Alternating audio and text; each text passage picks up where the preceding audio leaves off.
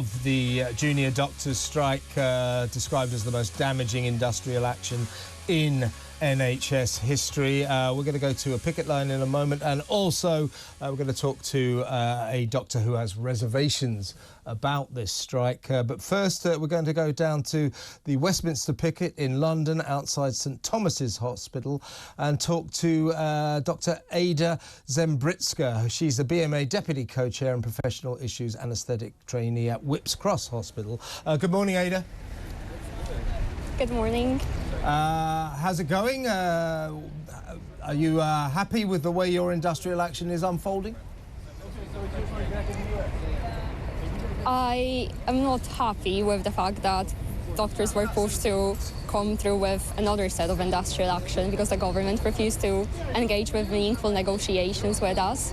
But the atmosphere on the picket is amazing, and the pickets are well attended, which I think just proves how serious doctors are in their demands for full pay restoration. Well, I can hear them being serious behind you, chanting away.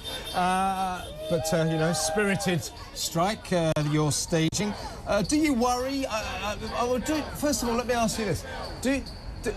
Is it realistic to ask for 35%? I mean, everybody knows that you're not going to get that. So why are you asking for just such an unrealistic pay rise? All we're asking for is full pay restoration, which means we want our pay to be brought back to the same level that it was in 2008, before we suffered a decade and a bit longer of sub-inflation pay rises and pay awards. So essentially, at the moment, junior doctors, the most junior doctors in their first year post-medical school, are paid only £14 an hour. All we're asking for is for that to go up to £19 an hour. And I'm sure that if you asked any person anywhere in the country if they believe that £19 an hour is a fair wage to pay a doctor, you would struggle to find a person who would disagree with you. Well, I'm not entirely convinced of that, but, you know, you're entitled to your view. But 35%, 36%, you're not going to get it, are you? You know that. You're going to end up, if you're lucky, with something like 10%. So why ask for this astronomical amount? By the way, I think Steve Barclay should get round the table with you and tell, rather than saying it in absence, as it were, oh, I'm not talking to them until they come up with a more realistic demand. I think he should get round the table and tell you to your faces that you should come up with a more realistic demand. But it isn't realistic, is it? I believe it's unrealistic to expect of the government to actually not provide a counter offer. We have tried to engage in talks with them since October. It's been a few months and they have failed to engage in any sort of meaningful negotiations. Junior doctors are not worth any less than they were in 2008. And we are certainly not doing any less work. If anything, we're working even harder in even more understaffed hospitals, taking care of more unwell patients and more patients in general. And I think we deserve full pay restoration. But you won't get 35%. I mean, everybody supports your belief that you demand that you need more money, you need a pay rise, fair enough, but 35% doesn't help. It just prolongs the dispute.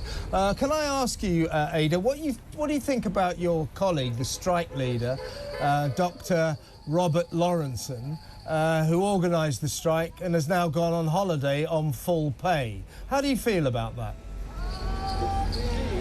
So, as far as I'm aware, Dr. Laurenson is on annual leave at the moment, and I don't feel like I have any right to comment on his personal affairs in his personal time. He should be on the picket line with you, Ada, shouldn't he? Obviously, he's one of the strike leaders. You don't mind that he goes on holiday on full pay, because you should mind.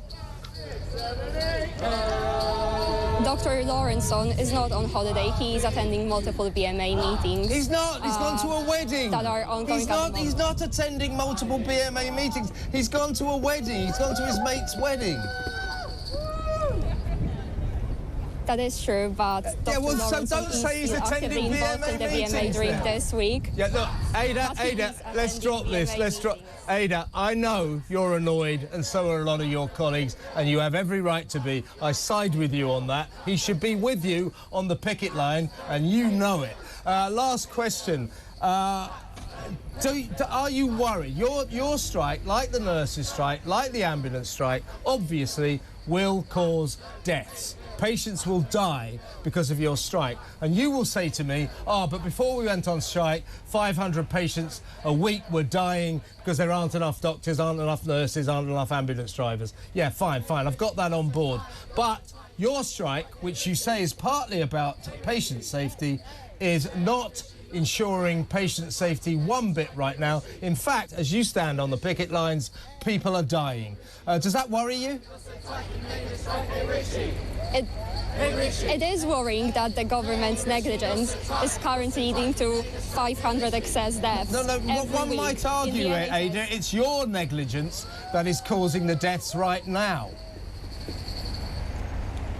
At the moment, the patients are being cared for in the hospitals. They're not really. They're not really. At the moment, there's no patient in. Sorry. It's all right, Ada. OK. Listen. Honestly, I wish you all well, and I hope that very soon you deserve a pay rise. I hope you get round the table with Steve Barclay and sort something out. I really do.